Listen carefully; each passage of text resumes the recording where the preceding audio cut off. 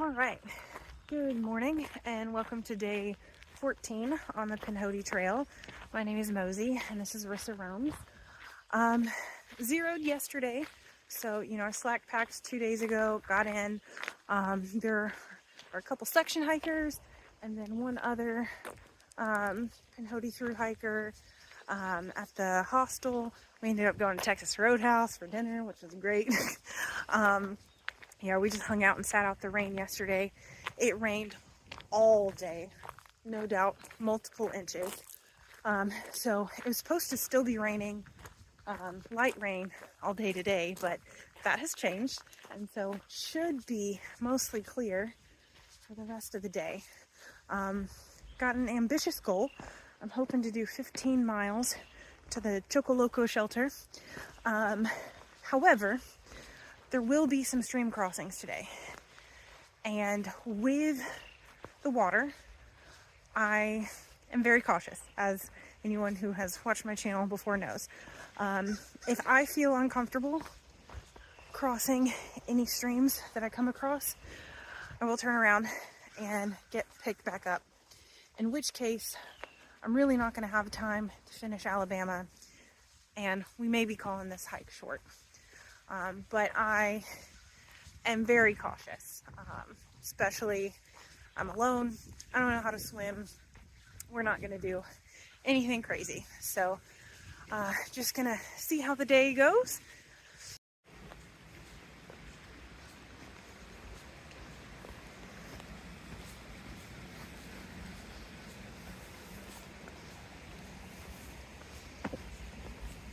And after the rain, it has significantly cooled off. It's about 55 degrees right now. So I'm actually a little chilly. Once I start, really going, I'm sure I'll warm up. But yeah, I am enjoying the cooler weather.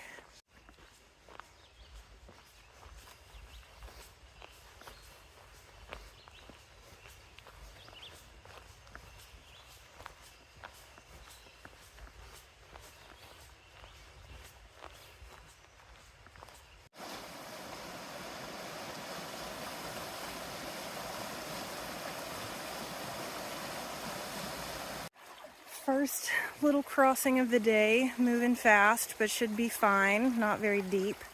There's no way I can jump across it. I know if I was with my boys in Maine, Half-Baked would have already cleared it, but not this girl. We are gonna have cold, wet feet today. Got a little creek running down the trail.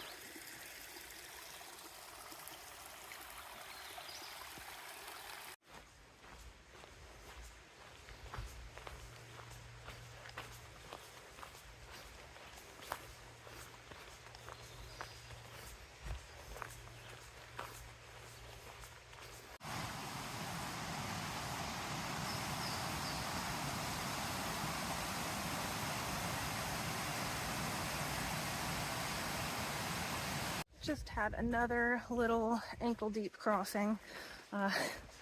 Luckily, I haven't had to cross anything as bad as what I've seen down in some of the gullies, but yeah, I think we're gonna have a lot of crossings today. So we shall see. The trail has also just been pretty flooded. I mean, my feet have been staying wet.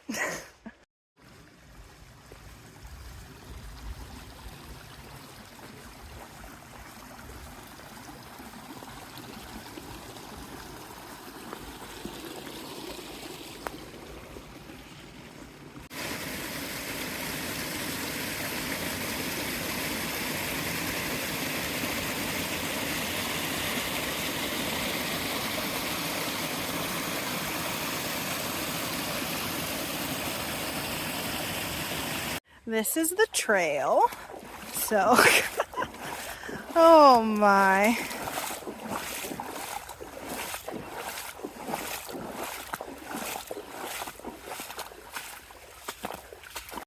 And so because I decided to zero for the weather, that means if I want to finish on the day I was planning on, got up my mileage a little bit, hence the 15-mile day today. But it's only 1,200 feet of elevation gain, so I think it should be doable. But yeah, so we'll see if I am still able to finish on the same day. If I can't, I think maybe, you know, I'll just have a really short day the last day and try and get off trail early, so I still have almost a full other day to pack up to move. But yeah, so definitely threw a bit of a wrench in my plans with the weather, but there was a tornado watch until like 10 yesterday morning. I don't think anything came of it, but you know, I just didn't want to play around with that. And like I said, I think it was 2 to 3 inches of rain, just downpour all day. It was relentless. We were all a little stir crazy in the hostel, just sitting there. But yeah, did I get transported to like the Florida Trail or something?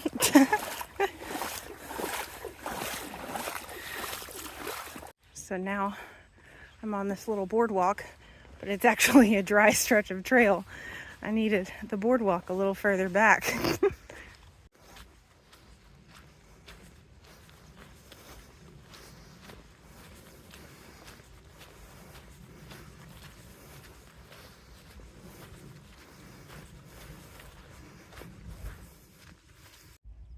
Just skirting the edge of Sweetwater Lake right now. Definitely looks like the water level's up. All right, so typically this is where you would cross, but I would bust my tail if I tried to do that. So we're gonna come down here where it's a little calmer and less rocky. All right, so it does look like the lake has swallowed up a bit of the trail there. So we're gonna have to go up and around that bit.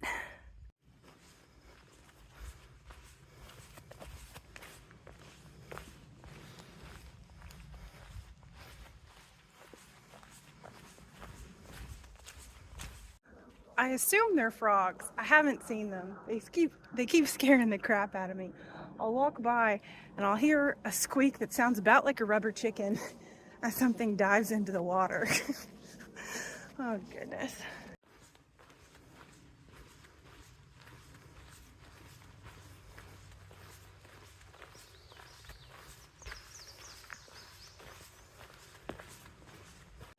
All right, that was my first real one. I could feel the current on that for sure, and it was deep. It, you know, came all the way up there on me. That was, All right, so I am sitting here at Laurel Shelter, just taking a break. We're about 5 miles in. My feet feel good. My pack is weighing on me, but I have a lot of food and some extra fuel because I didn't think my can was going to make it the whole way. Yeah, so I definitely think that my body is capable of doing the full 15 miles to Choccolocco. I am concerned once I get past, I think it's Coleman Lake Campground, there are some water crossings that have me worried. If this is what this water source looks like, which typically isn't a crossing, yeah, I'm just wondering what I'm gonna run into. So we're gonna keep going, of course. I need to decide if I'm gonna call it quits at Coleman or if I'm gonna push ahead, see what those water crossings look like, maybe go through, or if they don't look good, turn around, go back, get picked up.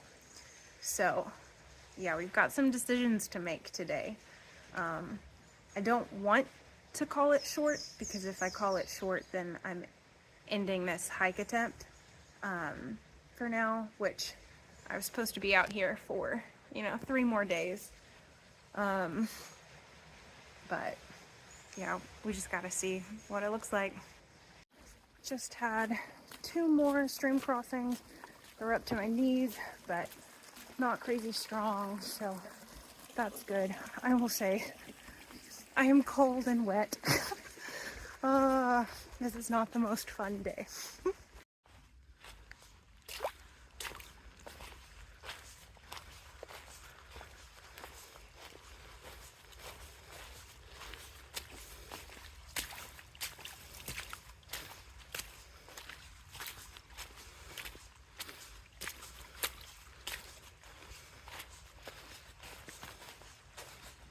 Once again, this is the trail.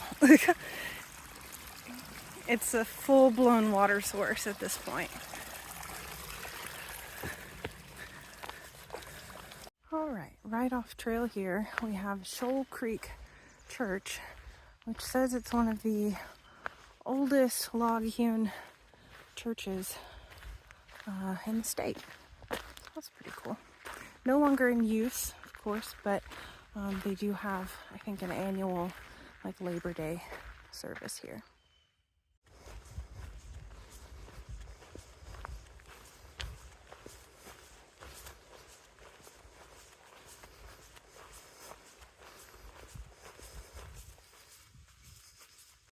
All right, so I just passed what would be my only bailout point if I were to bail. It's about 8 miles into the day. I'm about to go up. There's a Forest Service road in about 1.5 miles. It's mile 10 for the day, where I'm going to stop and have my lunch. Should be service up there. I haven't really had any self-service today. That was weird. My camera shut off. Anyway, we're going to push and we're going to see what it looks like. The stream crossings that I'm concerned about start at around 11 miles into the day, and you're just kind of crossing streams, from what I can tell, left and right for 2 miles from there. And then it would be 2 more miles to the shelter. We're going to get to the streams. We're going to see how they look. We're going to make an assessment. And if we have to, we will turn around and re-hike these last 3 miles to bail out. I'm hoping it's not necessary, but we've got options. Just stopped for lunch. Now it's raining.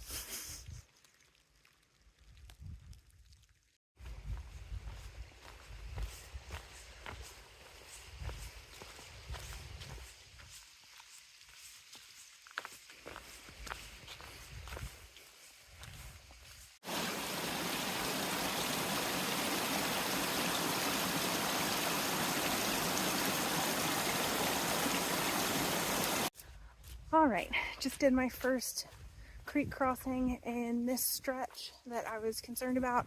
It was fine, fast, but nothing crazy, and just above my ankles, like lower shins. I will say what I'm most concerned about is there's one waypoint on far out. It says waterfalls, and it is a wide creek crossing that has multiple little waterfalls and stuff on it. And so, yeah, just how wide, how deep, how fast, we shall see.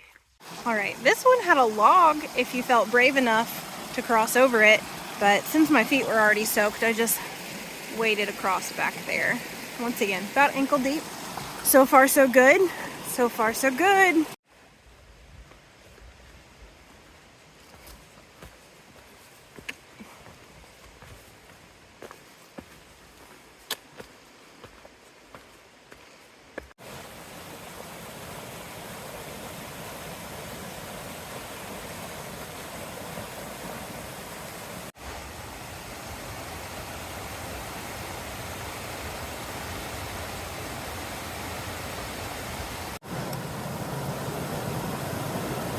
We're in it. Not bad at all. Whew, I've been stressing for nothing.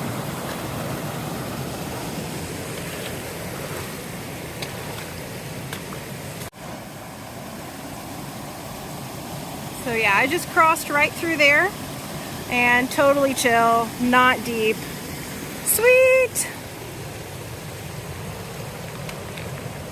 All right, so if the map is right, I still have 3 or 4 crossings to go. Could be more than that. May just, not show up on the map. But yeah, so far so good. That one at Laurel Shelter just really freaked me out because it wasn't even on my radar. No one had ever talked about, having to cross it or rock hop it or anything. So the fact that it was, crotch high on me and moving fast, yeah, freaked me out a little bit. But I'm feeling more confident now, so we're trudging on. All right, that one was about mid-shin, moving pretty good. The great thing about these water crossings so far is the water's so clear, I can see every step I'm taking, and that really makes you feel better. And you may be wondering, why is this girl like so freaked out about water crossings? And these don't look that bad. And luckily they don't look that bad. But my biggest fear is always water crossings. And when I was in Maine, I had the boys with me, so I didn't have to do them alone. And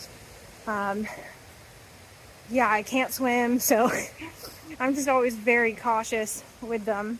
And I saw some pretty hairy ones last year in Maine, and so yeah, just this is who I am. I'm afraid of water crossings, but gotta be a big girl. Get over it.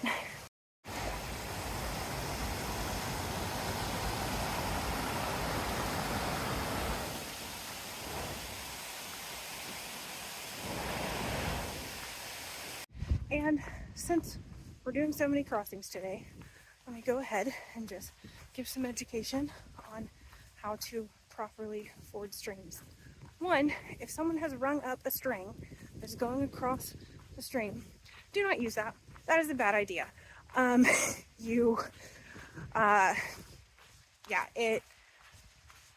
It looks like a nice idea. I've heard so many people encourage me to use them. You should keep 4 points of contact. So you should have your feet and your trekking poles grounded in the stream, and keep 3 points of contact at all times. So as you move, only move one thing at a time, one pole, 1 foot. You want to face upstream, and you want to make sure that your buckles on your backpack are not buckled. So if you do get pushed down, you can get out of your pack and it's not pulling you down. So just some things to note. But yeah, the string, there's just a lot of things with it. It's gonna pull, your center of gravity is not gonna be where it should be. It's just not safe.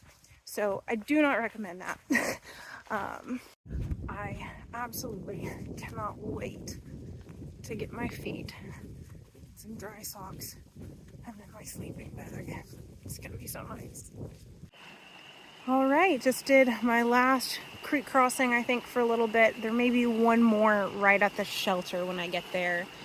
About 2.5, 3 miles from the shelter right now, but this wasn't bad. It was about knee deep. But yeah, we survived.